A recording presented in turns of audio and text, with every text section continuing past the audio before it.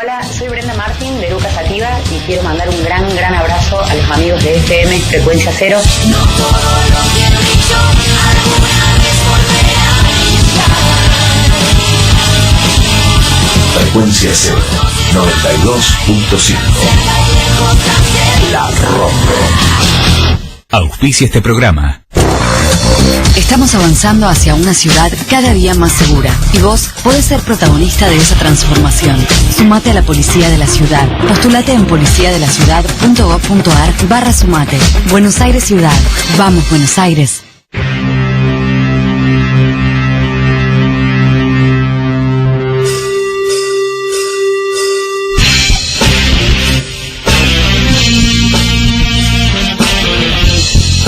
Si no aceptás que te digan qué tenés que pensar,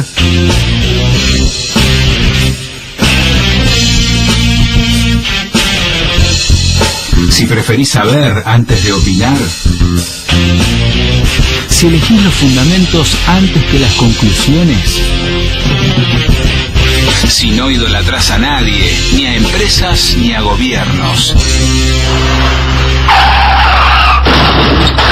me parece que estás a contramano. A contramano.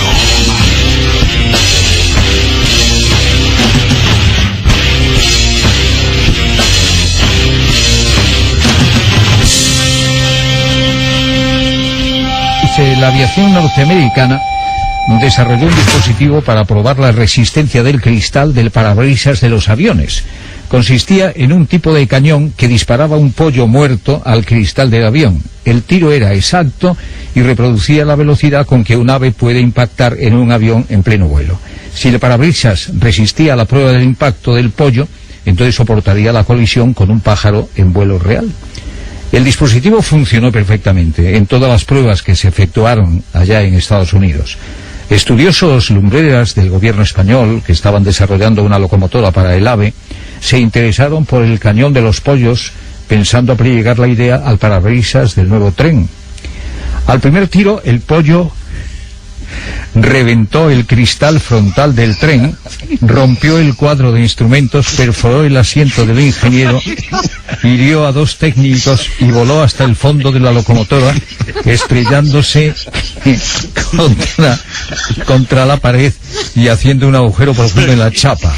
Los ingenieros, dejadme por favor, los ingenieros españoles quedaron completamente asustados de aquel sorprendente y violento resultado. Documentaron la escena con detalle, hicieron fotos digitales, grabaron declaraciones de testimonios oculares, elaboraron documentos técnicos y enviaron toda la información a Estados Unidos, preguntando qué habían hecho mal. Los técnicos americanos estudiaron con detalle la documentación recibida y respondieron con un email seco y directo. Dice: descongelen primero el pollo.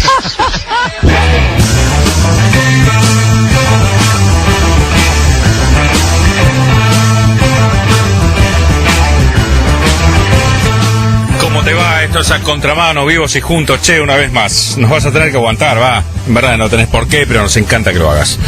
Este es el programa, ya sabés, un programa periodístico, pero que se maneja, tenemos problemas de personalidad y nos manejamos como si fuéramos un programa de rock. Pero en el medio te tiramos unos temas espantosos para que te deprimas un lustro. Pero no importa, la agilidad sería la misma, ¿vio? Una especie de 1,5 metros y ponerle rock. Una mezcla. Son 2 pelados. De hecho, nada personal. Bueno, lo cierto es que hoy vamos a hablar de temas candentes, vamos a mezclar humor, vamos a mezclar música, como ya escuchaste, siempre es mejor descongelar el pollo. Y lo que vamos a hacer ahora, como siempre te digo, que dijo mi amigo, que dijo el que dijo, vamos a oxigenar la sangre, vamos a dejar que entre un poquitito de música como para que todo sea un poquito más soportable. Qué música impresionante, terrible y verdaderamente ahora, van a ver, aquí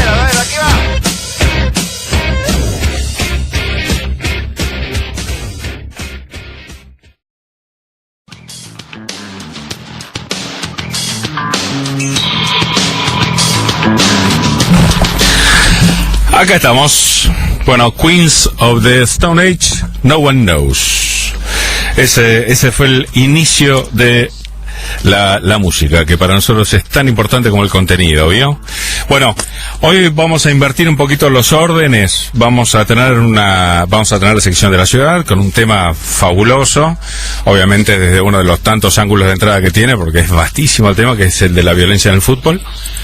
Vamos a hablar con alguien muy versado en el tema, muy conocedor, que presentó un proyecto de ley para abocarse a solucionar tamaño problema. Y después, o en verdad antes, por eso la inversión, vamos a hablar en realidad de niños fumigados. El programa se llama Fumigados los Niños, en lugar de Felices los Niños, Fumigados los Niños, o la salud de nuestros niños fumigados. Bueno, el tema, ¿qué es lo que motivó este hermoso tema? El hecho de que concretamente hay todo el tiempo, a espaldas nuestras, obviamente, y un poco aprovechándose de nuestra pasividad grande, importante, que tenemos con estos temas, se está luchando como para acortar los metros vedados, según la cabeza, los intereses de quienes fumigan, de los que tiran glifosato y demás venenos en escuelas, en casas rurales, qué sé yo, los espacios vedados como para fumigar.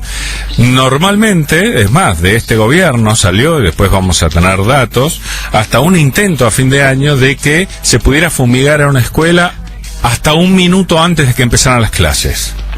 Para que vos tengas una idea, si vos sos escucha de la radio y sobre todo si sos escucha nuestra y nuestro, sabés que de hecho en estos días hasta llueve glifosato.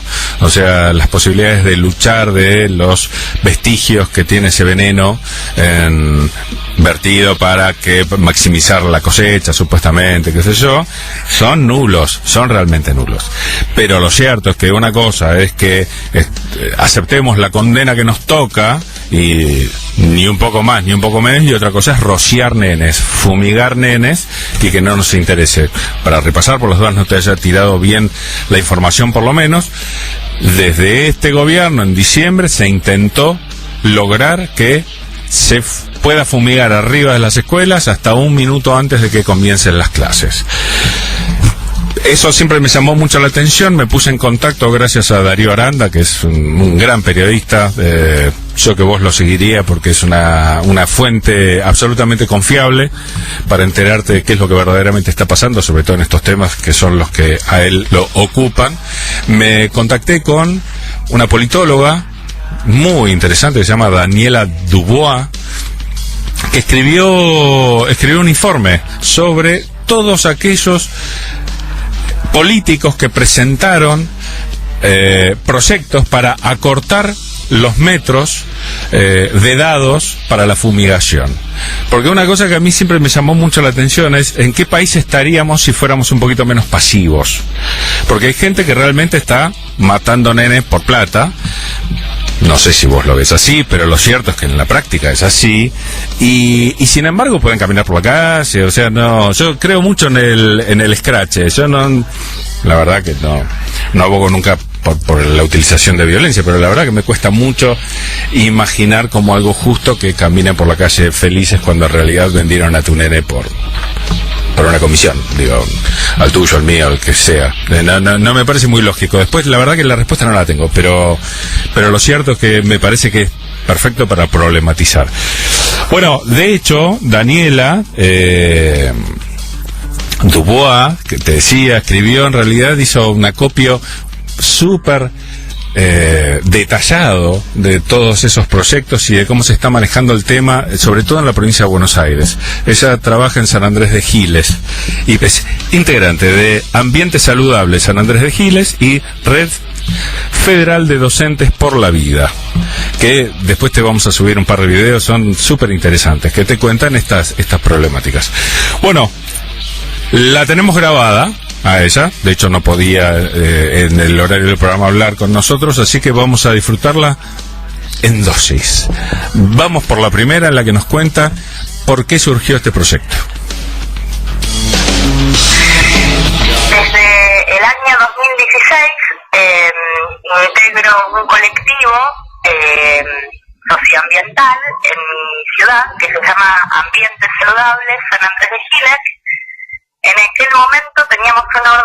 ordenanza que otorgaba 20 metros de restricción donde no se podía fumigar alrededor de las escuelas rurales y del centro urbano. Cuando nos ponemos en conocimiento de cómo es la ordenanza, cómo es el mecanismo de denuncia, nos parecía realmente algo increíble que sean solo 20 metros. Una locura, digamos. Si asumís que el agrotóxico que se está utilizando es dañino, vamos a hablar de una distancia un poco más razonable, por lo menos. Entonces, con el colectivo decidimos escribir una ordenanza y hacer una audiencia pública. Estas dos acciones presionaron a que los ediles en aquel momento construyeran una nueva ordenanza que da 100 metros. Sigue siendo mísero, pero es palpable que hubo un cambio a partir de nuestra presión. Bien, lo que es el trabajo por los demás, ¿no? En realidad yo creo que es básicamente una de las tantas cosas que para las que me gustaría servir es para conectar a esta gente que labura tan por el otro, ¿no? Con los interesados. Pero bueno, nos sigue contando detalles de cómo armó su trabajo, que la verdad que valió mucho la pena. Después vamos a ver cómo. Cuando construimos la ordenanza, observamos las que había en ese momento vigentes en otras localidades. Y me di cuenta que era muy variopinto. Y decidí tener un registro de qué sucedía en todas las localidades. Y después pasarlo un mapa para tener una visual más clara de qué era lo que estaba ocurriendo. Entonces, a lo largo de varios meses, buscando en internet, comunicándome con asambleas, con los consejos deliberantes, fui rastreando la información. Y también en ese rastreo me percaté de que no había un digiesto actualizado. El Senado de la provincia tiene un digiesto ambiental, pero en el cual faltaban muchísimas de las ordenanzas que yo venía encontrando. Y varios consejos deliberantes que tienen blogs tampoco los tienen actualizados, muchos no suben las ordenanzas. Entonces me di cuenta que era un trabajo pertinente el aunar en un lugar que era lo que estaban diciendo todas las ordenanzas sobre uso de agrotóxicos en la provincia de Buenos Aires. ¿Sabés que cuando uno se mete en estas cuestiones se da cuenta de los bochornos en los cuales vivimos, digamos? Por lo pronto te voy a adelantar uno que después Daniela te va a ampliar. Hay localidades donde no hay ningún tipo de ordenanza, no hay nada dicho al respecto.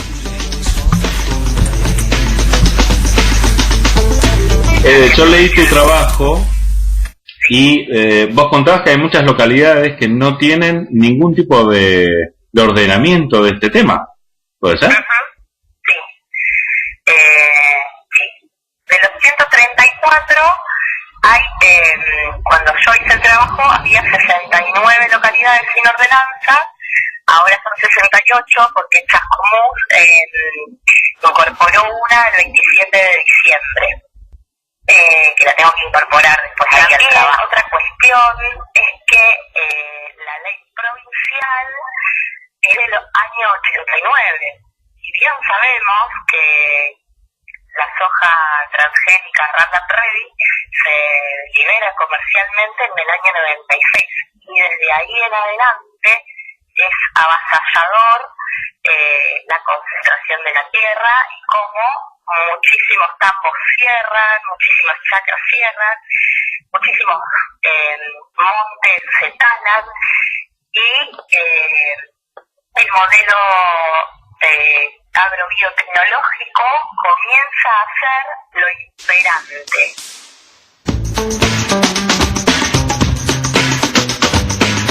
curioso, ¿no? En realidad que tengamos una ley previa a lo que fue este inicio del experimento masivo que vivimos, como bien decía el gran Andrés Carrasco.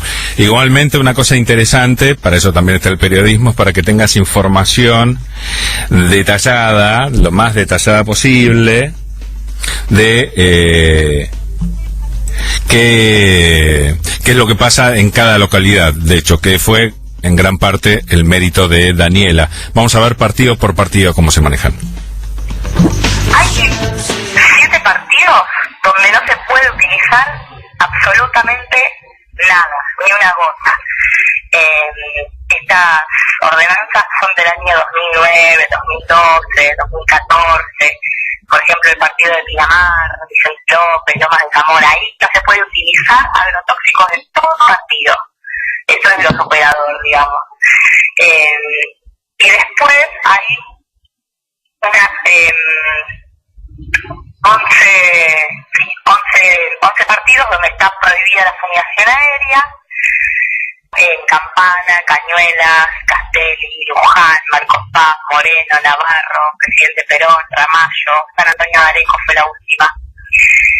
En todos esos lugares no se puede fumigar de manera aérea. Y el Saladillo y el General Alvear tienen 5 kilómetros de distancia, que son los estudios más serios con respecto a la deriva del agrotóxico, que indica que la mínima gota en la condición climática óptima puede llegar a volar hasta 5 kilómetros.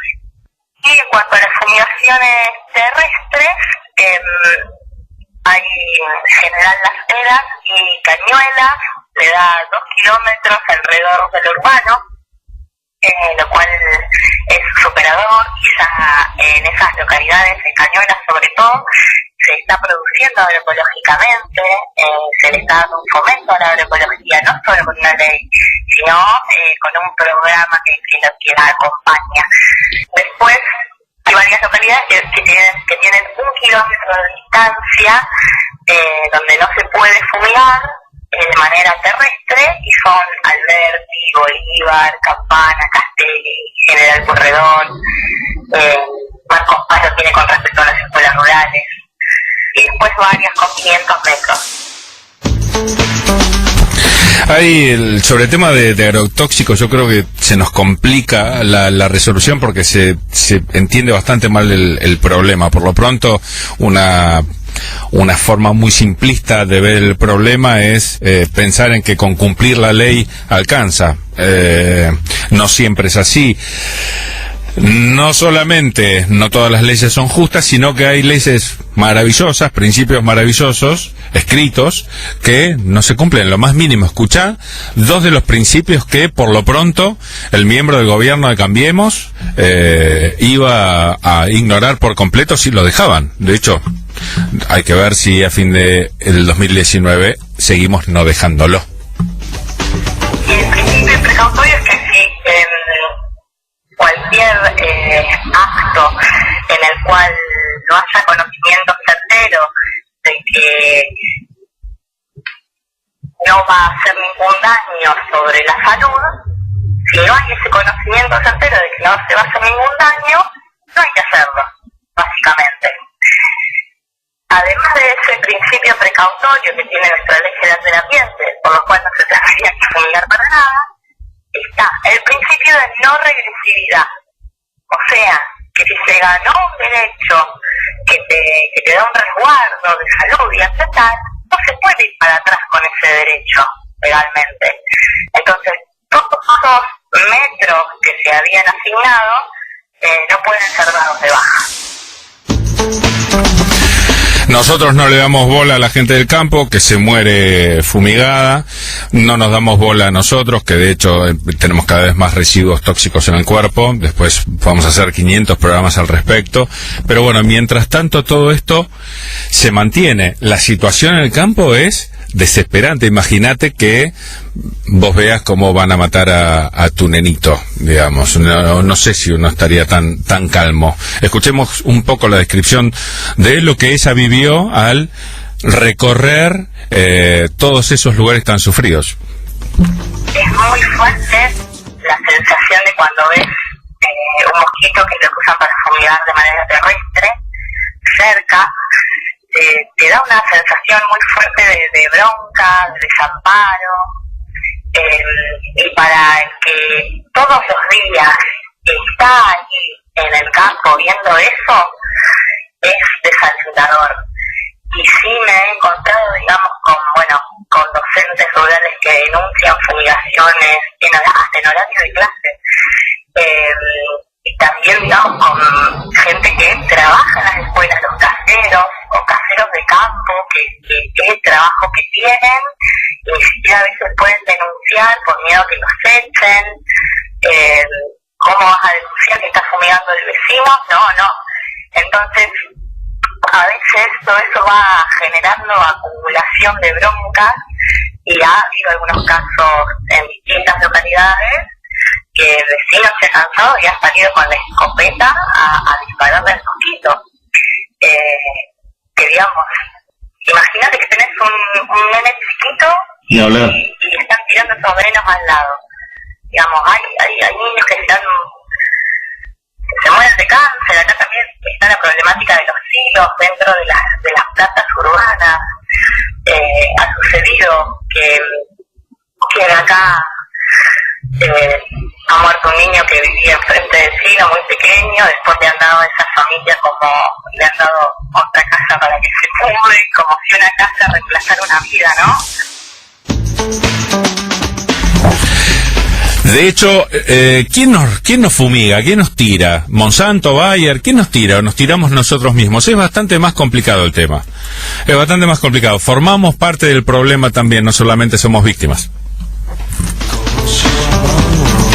El agronegocio es un actor múltiple y complejo, desde el vecino común que fumiga, el que sabe lo que genera, el que no sabe lo que genera, el que lo niega. Hay algunos que hasta se enferman. Totalmente. Mira, justo acá en San Andrés de Giles hay un retiro budista.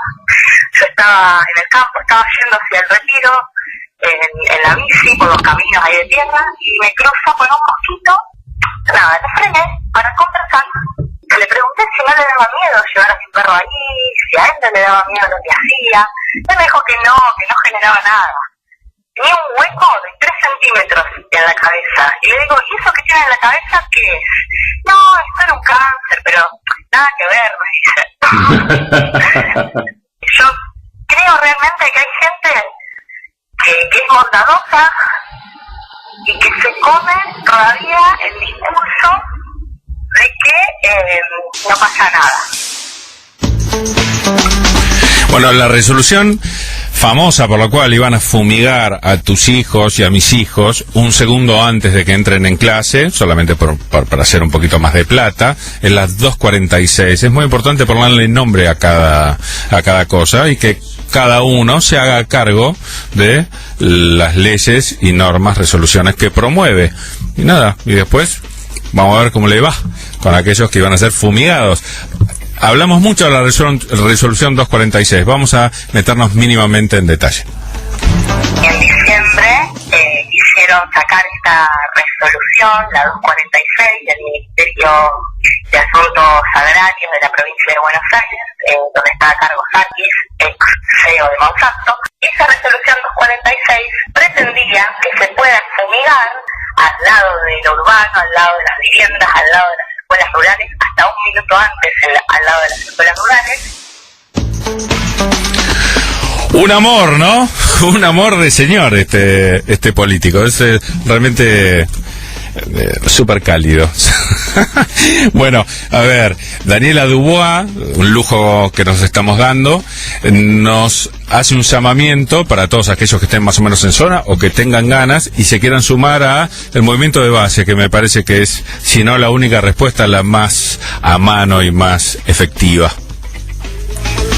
Justamente ahora el 16 y el 17 de marzo en Bolívar se hace el 10º encuentro de Pueblo Fumigado, tercero de agroecología, que si alguien escucha este programa y está interesado en acercarse al encuentro, puede buscar en el Facebook de Tierra Viva Bolívar más información para venir al encuentro.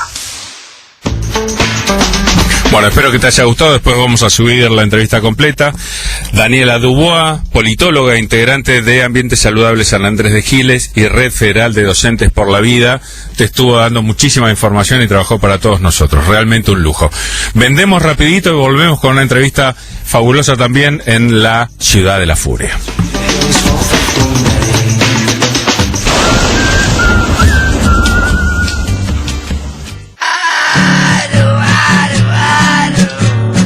Decir algo importante.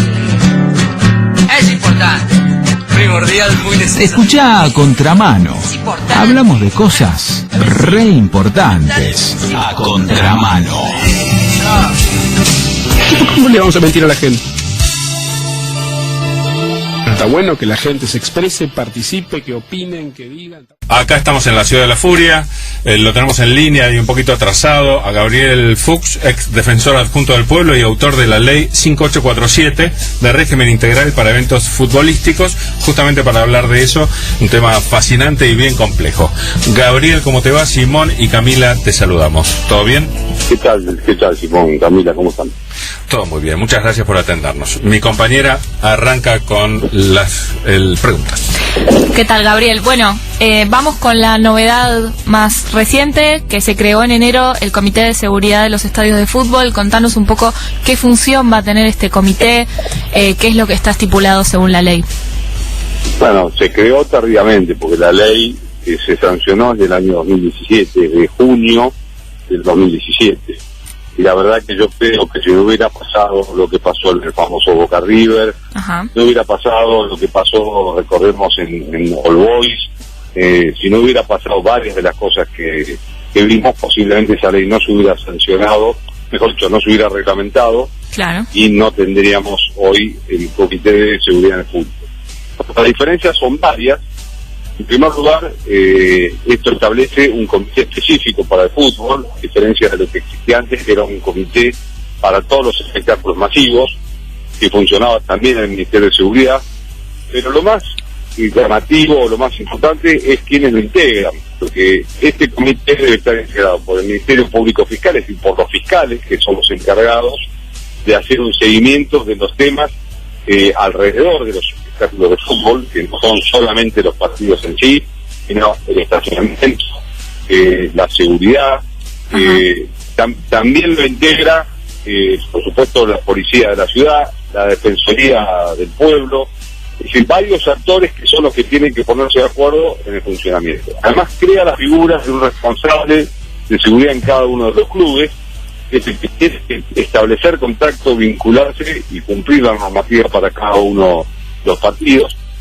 Es la obligatoriedad del Estado de ordenar el estacionamiento alrededor de los estadios de fútbol, y uno de los debates que no quedó saldado sugiere la creación de un cuerpo especial de policía para estos espectáculos, que finalmente en la reglamentación eso no se... ¿Era idea tuya, estaba incluida en la ley, en el proyecto de ley?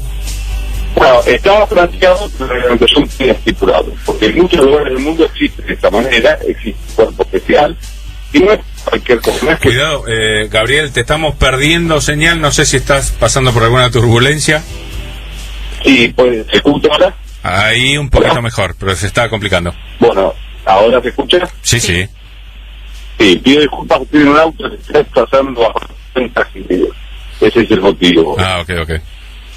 Lo que decía entonces, que la creación de un cuerpo especial de policía de espectáculos deportivos responde a modalidades que existen en el resto del mundo y que además tiene que ver con una capacitación específica para moverse dentro de esos espectáculos masivos, para no tener mecanismos represivos genéricos, sino mecanismos específicos que puedan tener también con una inteligencia criminal para aquellas situaciones que devienen, todos conocemos, ¿no? Porque recordemos lo que pasó en los Boys, que fue antes de lo que sucedió en el famoso River Boca, y que fue un desborde de la policía que no supo tampoco cómo manejar esa situación. Es decir, la ciudad de Buenos Aires tiene 29.000 agentes de policía que dependen de este gobierno. Los espectáculos futbolísticos que se desarrollan en la ciudad son constantes, hay muchos clubes de primera, también de la primera B, de Nacional B, Es decir, destinar 1.500 agentes específicos con una formación específica no es un tema que sea alocado. No. Y además, ¿por qué no se hace? Porque existe lo que llaman los adicionales. Los adicionales son un mecanismo nefasto que es necesario eliminar, son un mecanismo por el cual la policía dictamina, negocia con, en este caso, los clubes, cuántos policías extras se faltan para garantizar el espectáculo de fútbol.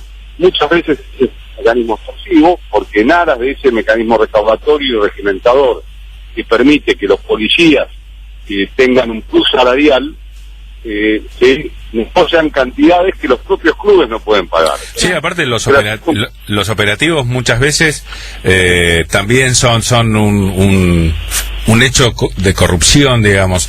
Te cobran más policías que los que van.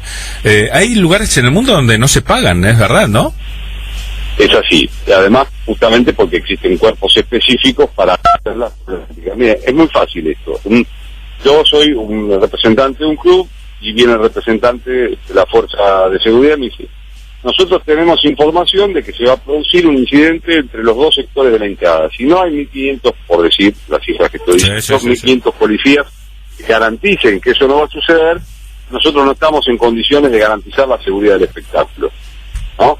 Entonces, si frente a eso, lo que suele suceder es que después esos incidentes se producen. ¿Me explico lo que quiero plantear? Entonces, claro que hay un nivel de corrupción muy alto, hay un nivel de discrecionalidad muy alto por parte de quien va a imponer esa situación. Así que una de las cosas que yo creo que hace falta es que este nuevo Comité de Seguridad elimine los adicionales, al menos en el fútbol.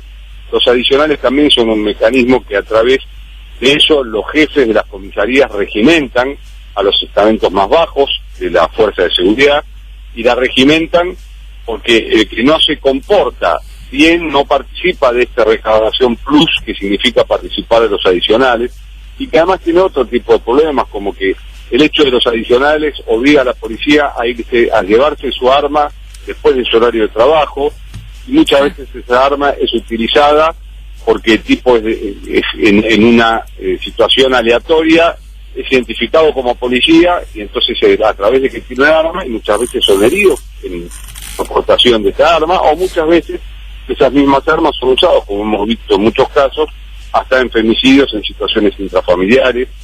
Es decir, hay una cadena de situaciones que es necesario entender, no se puede tomar el problema abstracto. El problema de los trapitos es un problema recaudatorio, no de las hinchadas, como dicen, es un problema recaudatorio también, como se demostró en la comisaría en Núñez, es un problema recaudatorio también de la corrupción interna de las fuerzas de seguridad. Hay mucho por recorrer todavía. Yo creo que es bueno que al menos la parte de la creación del Comité de Seguridad en el fútbol haya sido tomada. Lamento que el nuevo ministro Santilli la haya anunciado como si hubiera descubierto la pólvora, cuando hacía 2 años que esa ley había sido sancionada en la legislatura y no estaba reglamentada. Pero bueno, esta es la situación que tenemos ahora. Y Gabriel, a partir de lo ocurrido en la final de la Libertadores, ¿solamente se implementó, se reglamentó esa parte del comité o alguna otra parte más? ¿Qué parte para vos es fundamental que salga, además de los adicionales de la policía? Otro tema importante es la creación de la figura del jefe de seguridad de cada uno de los clubes, que tiene que cumplir una cantidad de requisitos incluso que tienen que ver con su situación con la justicia, que son tipos que tienen que estar capacitados y recibir capacitación para coordinar con las fuerzas de seguridad y con el comité, porque además integran el comité. ¿Eso lo pondría cada club o sería un agente externo? No, tendría que ser un agente interno de cada club. Okay. Que establezca y que tenga la capacidad y el empoderamiento para negociar y acontentarse dentro de ese comité para ver todos los problemas que estamos haciendo referencia. Otro tema importante, porque por ejemplo, el primer anuncio que hizo el Comité de Seguridad es que, bueno, vamos a eliminar los choripán de los alrededores de la cancha, porque los choripán son un negocio de las hinchadas. Eso es falso, eso es necesario reglamentarlo, es necesario ordenar el espacio público, pero lo cierto es que la mayoría de los trabajadores que hacen eso y que montan esos choripanes informales alrededor de las canchas, por ejemplo, participan de la Central de Trabajadores de la Economía Popular. Ajá. Un negocio de las hinchadas. Claro. Que hay mucho anuncio dramático y poca tratar de ver cuáles son los problemas reales. Los problemas reales son, en el tema de la fuerza de seguridad, los adicionales, hay que ordenar el espacio público, hay que ordenar el estacionamiento, el Estado tiene la obligación de ordenar el estacionamiento alrededor de los estadios cuando se producen espectáculos futbolísticos, que el tema de trapitos no sea negocio de nadie. En todo caso, que haya un ordenamiento, haya sectores que puedan ser hasta empadronados, pero que sean las fuerzas de seguridad las que determinen los mecanismos y las modalidades de estacionamiento. El tema de la admisión es un tema que debe manejar, sin duda, el Comité de Seguridad. Debe haber una base de datos de admisión que muchas veces ahora es confuso que la maneja, porque la maneja parte del gobierno nacional, parte del gobierno de la ciudad. Debe haber una base de datos propia y debe estar manejado por este Comité de Seguridad. Y falta mucho camino para recorrer en varios temas. Gabriel, vos obviamente estás muchísimo más en tema que yo, así que nada, yo humildemente te corro traslado de la duda. ¿Cómo haces para evitar, me da la sensación de que gran parte de los fracasos de controlar la violencia en el fútbol no fue tanto de las leyes, o no fundamentalmente de las leyes, sino de la implementación de las leyes, porque ahí entran las corrupciones, la gente que no tiene ganas de que se lleve a cabo ningún tipo de limpieza en estas áreas? ¿Cómo hacer desde una ley como para evitar eso, los problemas de implementación? Eliminando las cajas que permiten la corrupción. O sea, el tema de los adicionales en el fútbol para la policía es una de las cajas que claramente determina, ya lo hemos visto en muchos casos, determina la creación de la necesidad de fuerzas de seguridad en volúmenes que no son los necesarios y no atender a otros problemas que a lo mejor con menos fuerzas de seguridad podría controlarse. Además, esto es para afuera de los estadios, porque adentro de los estadios la responsabilidad es de los organizadores del espectáculo, y por eso vemos que en muchos casos son fuerzas incluso privadas las que participan, son seguridad privada que participan de esa cuestión. Lo que hay que atacar son las cajas que hacen que esto sea un mecanismo complejo y corrupto. Cuando hablas de las cajas, hablas también de el cobro del operativo, digamos.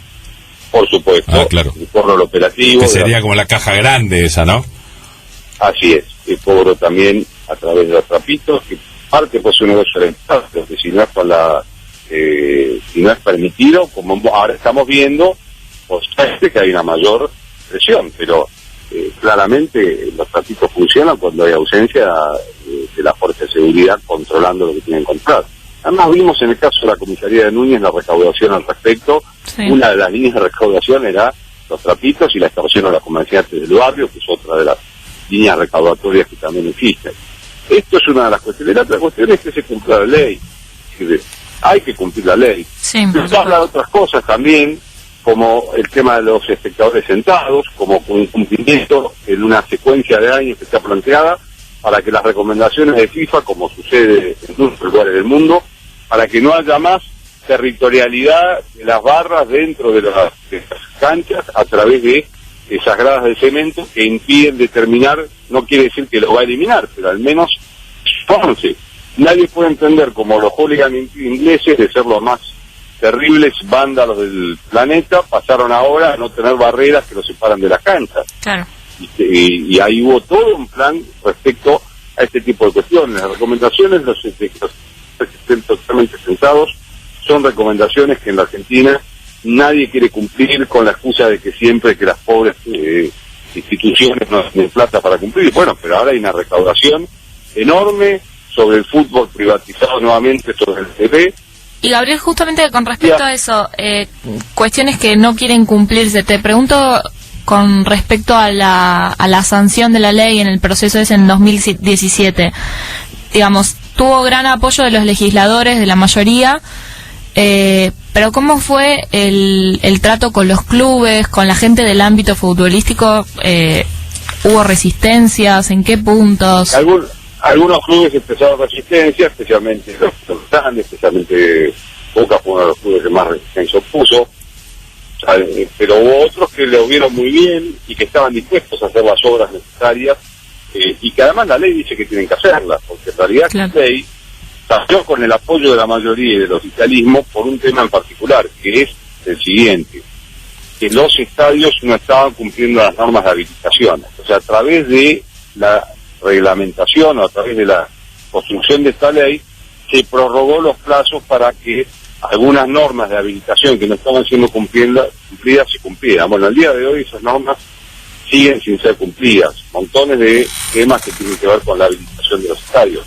Parte que le agregamos fue el tema de los espectadores sentados, pero hay muchas otras que los estadios vienen habilitados provisionalmente para los partidos y no para en forma permanente. Así que, como ven, hay mucho camino para recorrer todavía. Es un debate que está abierto, no sirve para anuncios espectaculares, sino que es algo que debe ser serio, que deben participar todos los actores. Espero que el comité que se puso en marcha no sea por la galería para ir al fondo de esta cuestión, ¿no? Sí, totalmente, porque anuncios rimbombantes hemos escuchado, ¿no?, a lo largo de los últimos 20, 30 años. Así es. Gabriel, ¿querés recalcar algo que no se ha salido en la charla? No, me parece que tocamos todos los temas, lo vinculado a la fuerza de seguridad, la necesidad de abrir una base de datos también específica de la admisión, pero que se cumpla, no que se cumpla a medias. El problema también de muchas dirigencias que son permisivas. Yo sé que es muy difícil en los clubes chicos, pero en los clubes grandes hay mecanismos que podrían perfectamente ponerse en práctica. Insisto, es un debate que está abierto y que hemos recorrido un camino pequeño, aunque celebro que al menos es la parte de la formación del comité haya sido puesta en marcha. Sí, que se haya recorrido algo al menos. Bueno, Gabriel, muchas gracias por habernos atendido y seguiremos en contacto. No, gracias a ustedes. Hasta luego. Un abrazo. Hablamos con Gabriel Fuchs, ex defensor adjunto del pueblo y autor de la ley 5847 de régimen integral para eventos futbolísticos. Si no pensás, alguien lo va a hacer por vos. A contramano. Información y reflexión. ¡Espectacular! Gran amigo mío César. No hay nada que no haga por mí, no hay nada que no haga por él. Nos pasamos la vida sin hacer nada el uno por el otro.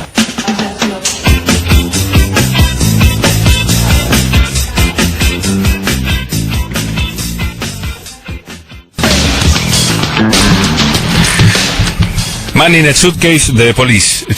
A mí no me gusta, o sea, voy a ser sincero, pero Hernán Yunes me molesta, es un fanático.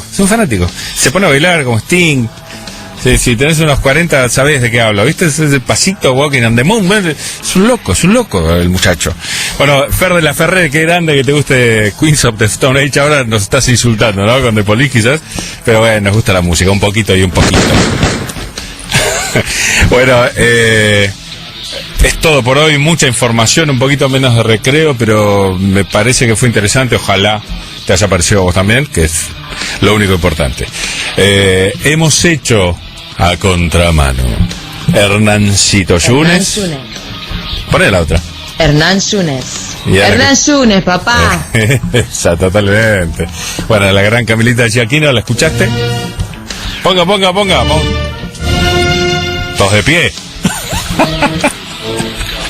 Eso es Camilita. Es un faro. Lo voy poniendo un poquito. Nuestra canción patria. Bueno, espero que te haya gustado. Que seas muy feliz. Y en una semana, te juro, nos estamos escuchando de nuevo. Cualquier cosita, si nos extrañás, comprate perdices, que en cautiverio son muy mimosas, grandes bichitos, gran compañía. Que seas muy feliz. Abrazos. Adiós. Rodrigo, dedique a comer a tus gallos ahí, ¿sabes? Toda semana.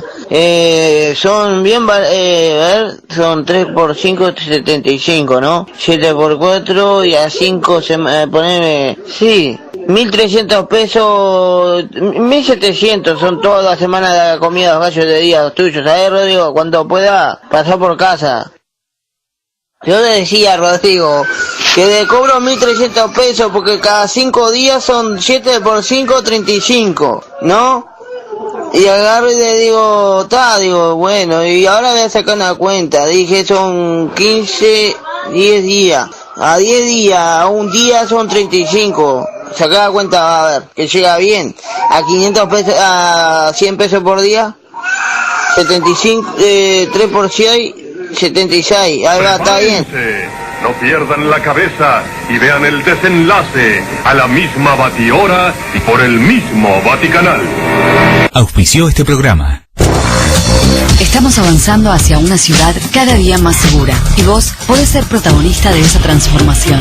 Sumate a la Policía de la Ciudad. Postulate en policiadelaciudad.gov.ar/sumate. Buenos Aires Ciudad. Vamos, Buenos Aires.